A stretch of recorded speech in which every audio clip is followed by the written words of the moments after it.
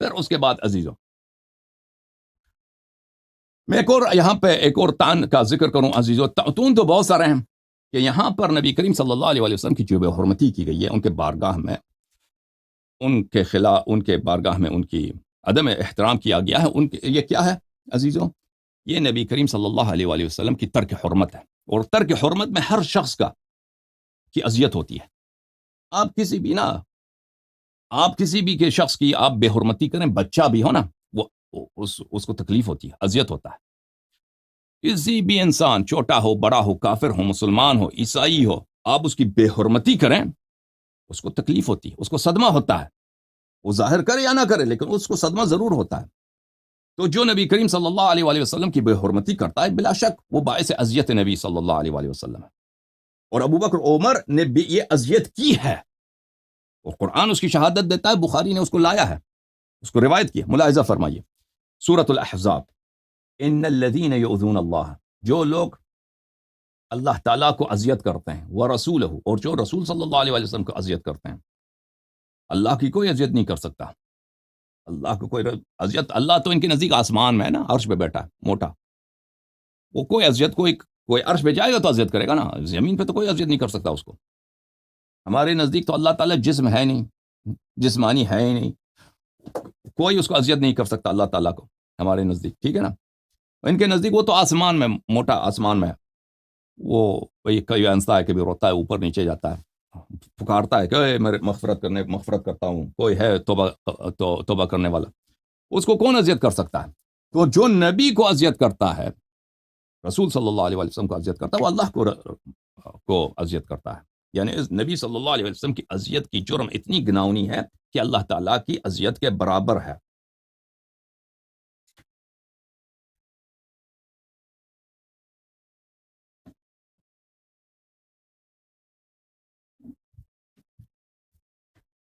اچھا،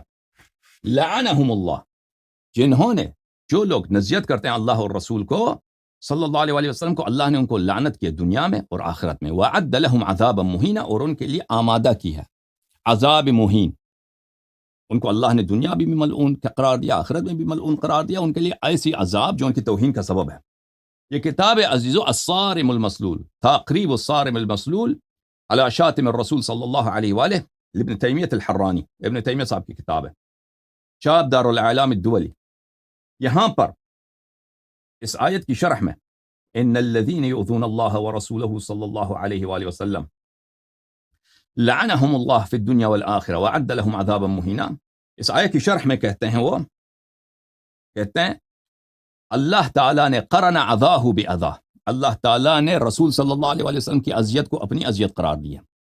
کما قرن طاعتہ بطاعتہ، جیسے کہ اللہ نے نبی صلی اللہ علیہ وسلم کی طاعت کو اپنی طاعت قرار دی ہے۔ فمن آذاہ فقد آذى اللہ تعالی، پس جس نے نبی صلی اللہ علیہ وآلہ وسلم کی اذیت کی ہے، اس نے کس کو اذیت کی؟ اللہ کو اذیت کیا، اللہ کو اذیت۔ وذلك وقد جاء ذلك منصوصا علیہ، اور یہ قرآن کی نص ہے، قرآن کی، ان الذین یؤذون اللہ ورسولہ، یہ تو منصوص ہے کہ جو نبی صلی اللہ علیہ وسلم سے دشمنی کرے وہ اللہ سے دشمنی کرتا ہے، جو نبی صلی اللہ علیہ وسلم کو اذیت دے وہ اللہ کو اذیت دیتا ہے، ٹھیک ہے نا۔ پھر اس کا فتویٰ دیکھیں ابن تیمیہ کا، ومن آذى اللہ فہو کافر حلال الدم،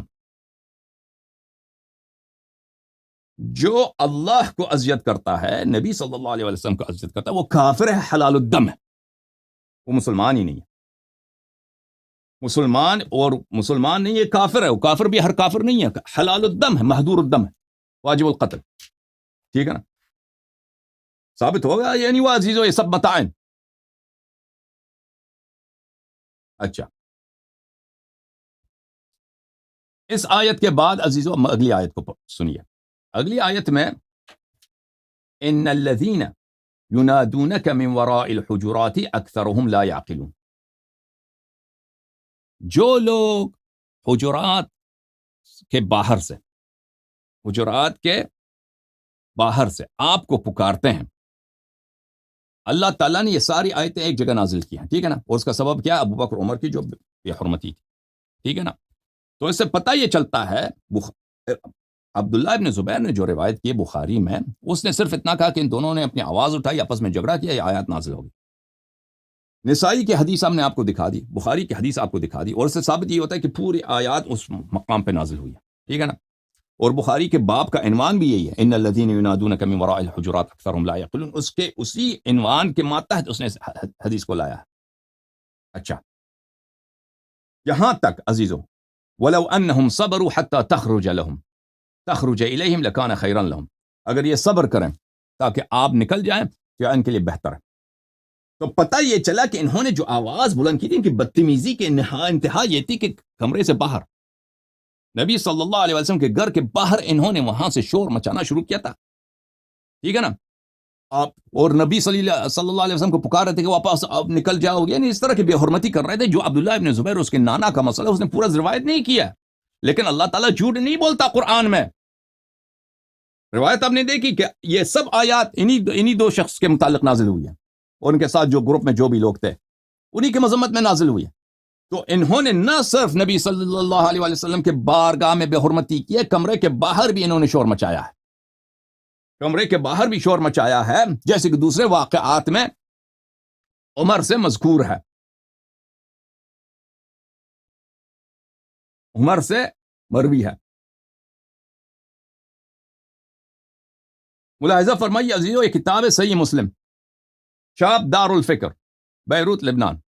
یہاں پر باب فی الایلاء واعتزال النساء وتخیرہن، صفحہ نمبر 705، یہاں پہ یہ روایت خود عبداللہ ابن عباس خود عمر سے روایت کرتا ہے، عمر بن الخطاب، کہ نبی کریم صلی اللہ علیہ وسلم اعتزل نبی اللہ صلی اللہ علیہ وسلم نساء، نبی کریم صلی اللہ علیہ وسلم اپنے ازواج سے دور ہو گئے، ازواج کو چھوڑ دیا، انہوں نے دور ہو گئے، جدائی اختیار کی۔ میں مسجد میں گیا، میں نے دیکھا کہ لوگ آپس میں بات کر رہے ہیں، کہتے ہیں کہ نبی صلی اللہ علیہ وسلم نے اپنے عورتوں کو طلاق دی ہے۔ میں آیا عائشہ کے پاس، عمر کہتا ہے میں آیا عائشہ کے پاس، میں نے عائشہ سے اس طرح خطاب کیا، بنت ابی بکر، ابو بکر کی پتر، ابو بکر کی بیٹی، قد ابلغ من شأنک ان تؤذی رسول اللہ صلی اللہ علیہ وسلم، مولویو اگر میں غلط ترجمہ کر رہا ہوں تو آ کے کہہ دینا، یہ عمر ہے، مخاطب عائشہ ہے، اس کے بعد تمہارے مذہب میں بچہ ہی کیا ہے؟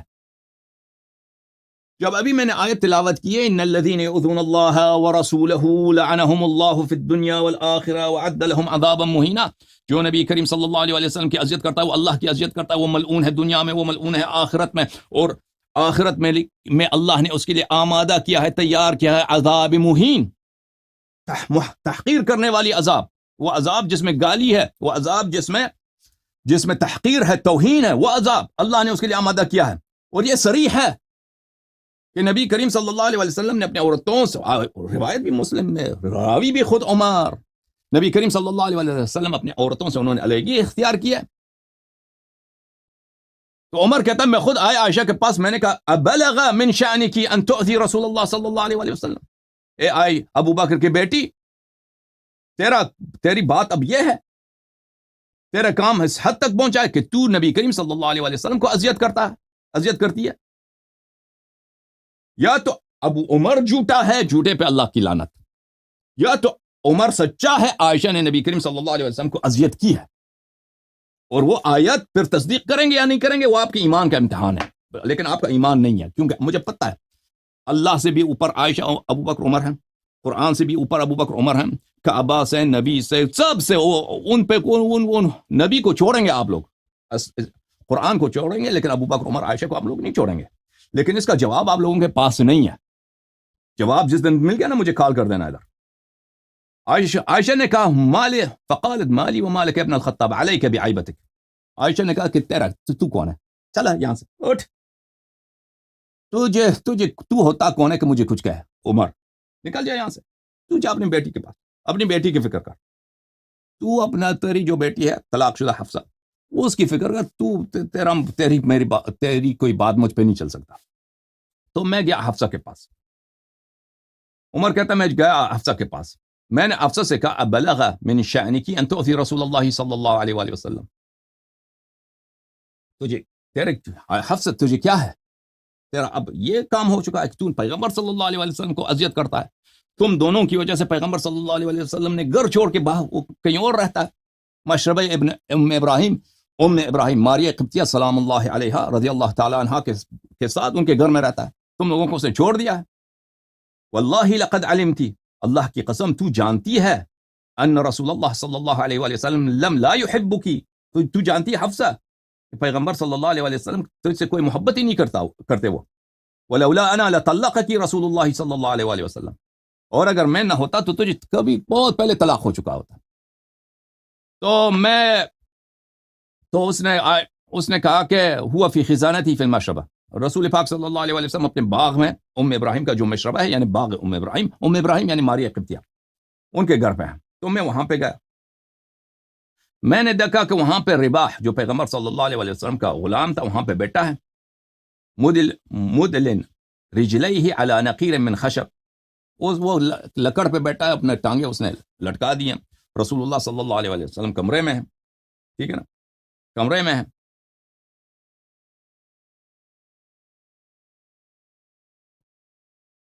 فنادیت یا رباح استأذن لی عند رسول اللہ صلی اللہ علیہ وآلہ وسلم،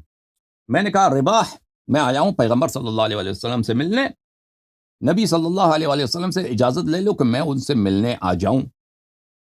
فنظر رباح الى الغرفة ثم نظر الی فلم یقل شیئا، رباح جو غلام تھا اس نے کمرے میں کے اندر دیکھا، نبی صلی اللہ علیہ وآلہ وسلم نے کچھ کہا ہوگا، اشارہ، یعنی اس پیغمبر کو سنائی دیا ہے نا اس کی بات صلی اللہ علیہ وآلہ وسلم. اس کمرے کے اندر دیکھا، پھر میری طرف دیکھا، پھر اس نے کچھ نہیں کہا، مجھے اجازت نہیں ملی، اجازت نہیں ملی. ثم قلت، پھر میں نے دوبارہ کہا یا رباح استأذن لی علی رسول اللہ صلی اللہ علیہ وآلہ وسلم، پھر میں نے دوبارہ کہا رباح اجازت لے لو میرے لیے. رباح نے پھر کمرے کی طرف دیکھا، میری طرف دیکھا، پھر اس نے کچھ نہیں کہا، اجازت پھر نہیں ملی عمر کو اندر جانے کی، ٹھیک ہے نا. پھر تیسری دفعہ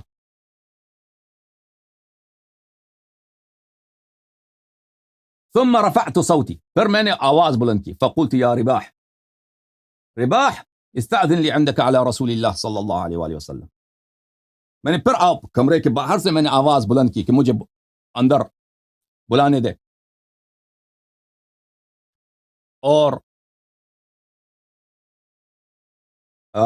مجھے بلا دے. اچھا،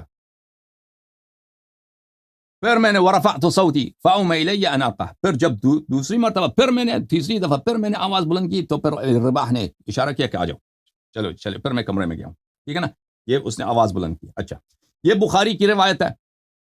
چاپ دار احیاء تراث العربی، یہاں پر صفحہ نمبر 120، یہاں پر حدیث نمبر 566، فضل العشاء، نماز عشاء کی فضیلت. عائشہ نے کہا اعتم رسول اللہ صلی اللہ علیہ وآلہ وسلم لیلۃ بالعشاء، رسول پاک صلی اللہ علیہ وآلہ وسلم ایک دن اعتمہ میں داخل ہو گئے، یعنی شام کا وقت داخل ہو گیا، شب کا وقت داخل ہو گیا، نماز عشاء کا وقت داخل ہو گیا. وذلك قبل ان يفشو الاسلام، اس زمانے میں مسلمان بہت کم تھے، اسلام اتنا منتشر نہیں ہوا تھا. فلم يخرج حتى قال عمر، نبی کریم صلی اللہ علیہ وآلہ وسلم ابھی نماز پڑھنے نہیں گئے، باہر نہیں نکلے، ابھی عشاء کا وقت داخل ہو گیا. عمر آیا، نام النساء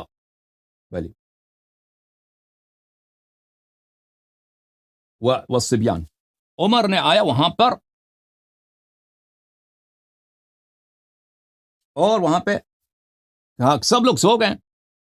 آپ کیسے نماز پڑھانے والے ہیں، سب بچے بھی سو گئے ہمارے، سب لوگ سو گئے، آپ نماز پڑھنے کے لیے نہیں آ رہے. اچھا، نبی کریم صلی اللہ علیہ وآلہ وسلم کو اس طرح اس نے آواز دی.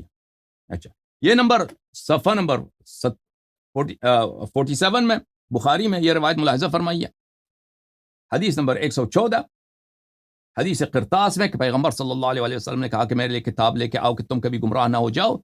تو انہوں نے کہا کہ نبی صلی اللہ علیہ وآلہ وسلم پہ درد طاری ہو گیا ہے. فاختلفوا وکثر اللغط، اس وقت نبی صلی اللہ علیہ وسلم نے کہا کہ قلم و کاغذ لے کے آؤ، عمر نے کہا کہ نہیں، ان پہ درد طاری ہو گیا ہے.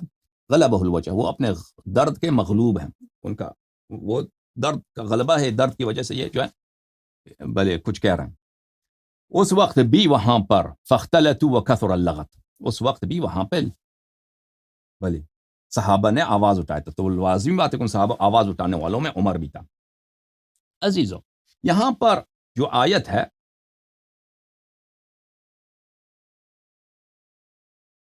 سورہ حجرات کی،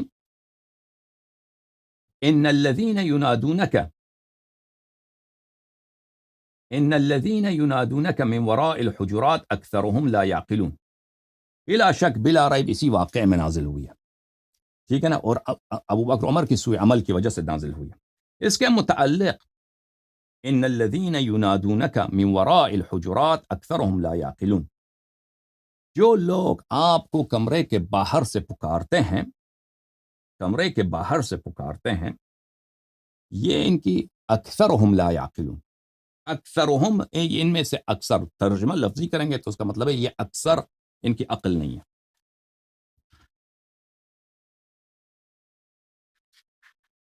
لیکن اس سے مطلب یہ ہے کہ یہ سب قرآن مجید میں جب یہ آتا ہے کہ اکثرهم لا يعقلون، یہ اکثر اس طرح ہوتا ہے کہ اس سے مراد یہ ہوتا ہے کہ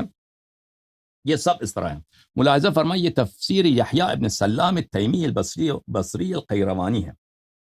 یہ جز نمبر 1 چاپ دار الکتب العلمیہ۔ یہاں پر ملاحظہ فرمائیے، اکثرهم لا يعلمون الحق فهم معرضون، اکثرهم یعنی جماعتهم، ان کی اکثر سے مراد یعنی یہ سب ان کی جماعت ہی اس طرح ہے۔ تفسیر القرآن العزیز لابن ابی زمنین، یہاں پر ابن ابی زمین جلد نمبر 3 یہاں پہ فرماتے ہیں اکثرهم یعنی جماعتهم، اکثرهم یعنی جماعتهم۔ ایک اور میں آپ کو دکھاؤں اور قصہ مختصر کروں، تفسیر فخر رازی چاپ دار الفکر، یہاں پر ان الذین ینادونک من وراء الحجرات اکثرهم لا يعقلون، اس کی ذیل میں وہ فرماتے ہیں وقوله تعالی اکثرهم فیہ وجہان، اللہ تعالیٰ نے یہاں پہ فرمایا اکثرهم، اس کے 2 معنی ہو سکتے ہیں۔ اس ایک معنی یہ ہے ان العرب تذکر الاکثر وترید الکل، یہ ہے کہ محاورے کے طور پر کہ عرب میں یہ محاورہ ہے کہ جب اکثر کہتے ہیں اکثرهم، اس سے مراد ہوتا ہے کل، ایک احتمال ہے۔ دوسرا احتمال یہ ہے ان یکون المراد انہم فی اکثر احوالہم لا یعقلون، مراد یہ ہے کہ اکثر احوال میں، اپنی احوال زندگی میں ان کی کوئی عقل نہیں ہوتی، یہ عقل نہیں ہوتی۔ اچھا یہاں پہ ثابت کیا ہوا عزیزو؟ ثابت یہ ہوا کہ ابو بکر عمر نے آواز بلند کیا، قرآن مجید نے کہا کہ یہ ان کی عقل نہیں ہے۔ اچھا، یہ ان کی عقل نہیں ہے، یہ کس طرح کی مذمت ہے؟ یہ کس طرح کی مذمت ہے عزیزو؟ اس کا جواب خود قرآن مجید سے میں آپ کو دیتا ہوں۔ قرآن مجید فرقان حمید میں اللہ تعالیٰ فرماتا ہے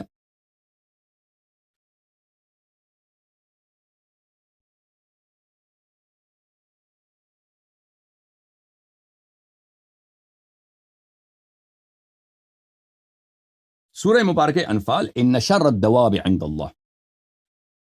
ان شر الدواب عند اللہ، بدترین جانوروں میں دابہ بولتے ہیں حرکت کرنے والی چیز کو، دواب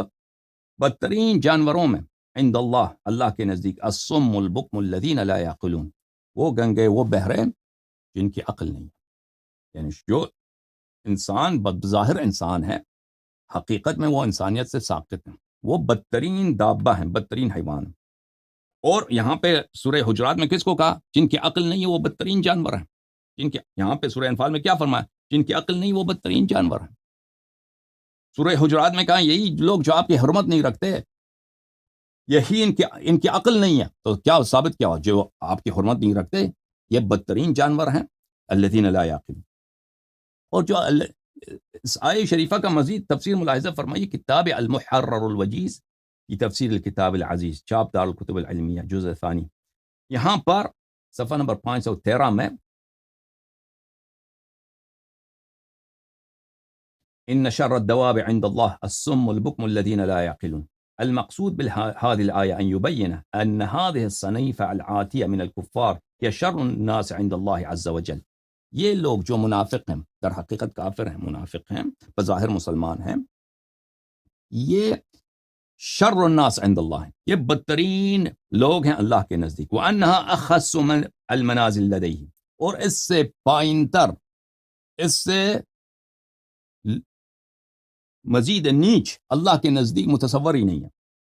وَعَبَّرَ بِالدَّوَابِ، اللہ تعالیٰ نے دواب سے، دابہ سے، جانور سے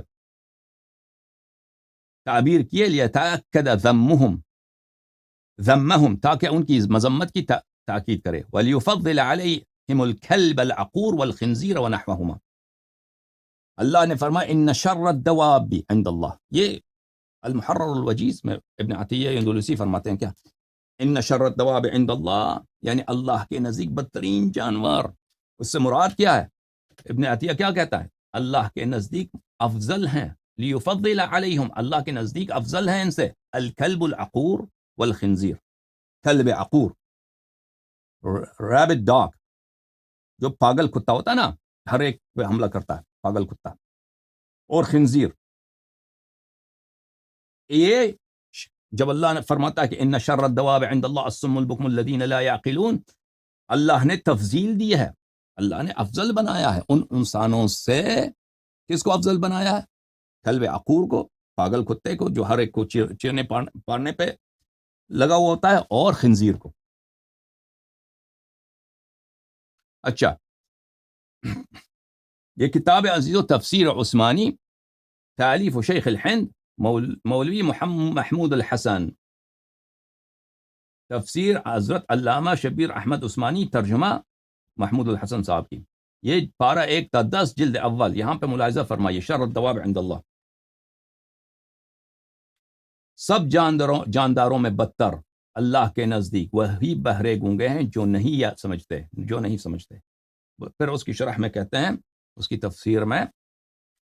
جنہیں خدا نے بولنے کو زبان، سننے کو کان اور سمجھنے کو دل و دماغ دیے تھے، پھر انہوں نے یہ سب قوتیں معطل کر کے نہ زبان سے حق بولنے اور حق کو دریافت کرنے کی توفیق ہوئی، اور نہ کانوں سے حق کی آواز سنی، نہ دل و دماغ سے حق کو سمجھنے کی کوشش کی، غرض خدا کی بخشی ہوئی قوتوں کو اصل کام میں صرف نہ کیا جس کے لیے فی الحقیقت عطا کی گئی تھی۔ بلا شبہ ایسے لوگ جانوروں سے بھی بدتر ہیں، ٹھیک ہے نا۔ اس سے عزیزو، اس سے شدید مذمت کس طرح متصور ہے؟ اللہ نے کسی کے لیے حجت چھوڑی ہے بھائی؟ کسی کے لیے کوئی حجت باقی ہے؟